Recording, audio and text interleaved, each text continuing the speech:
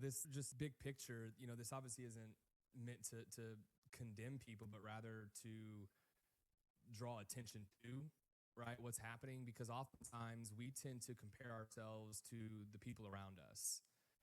And the reality is that if we looked at the people around us and said, hey, do I want their financial life? Most people would say no. And so if that's the case, then why do we compare ourselves to those people? Right.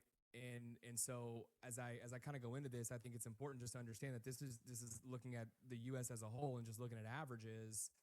And some of this stuff is just really fascinating. So it says here that 39% of Americans don't have enough money on hand to cover a $400 emergency. Right?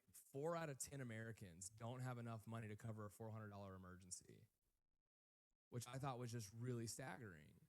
You take it a step further, and it says that about 56% of Americans have $5,000 or less in savings, while a third have $1,000 or less. And only 71% of Americans have a savings account, right? And so when you think about just raw savings in general, there's not a lot going to savings.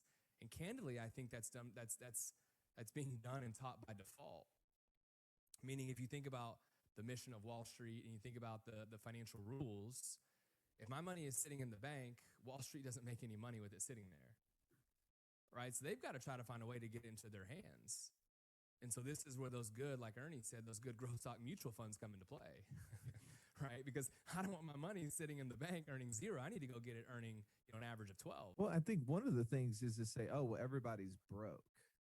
But in my line of business and being, seeing personal financial statements, personal balance sheets for the last 17 years, I will tell you that the majority of the people that I see, now granted that people that actually are talking to someone in the financial services business usually don't show up broke. It's not the cartoon where the guy says, I retired yesterday without a dollar in the bank. Now here's your chance to be a hero kind of thing.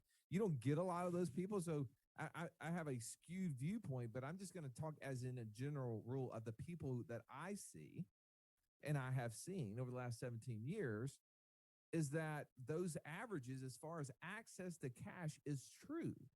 They do have very little cash, but it doesn't mean they have very little net worth. Doesn't mean that they don't have money somewhere.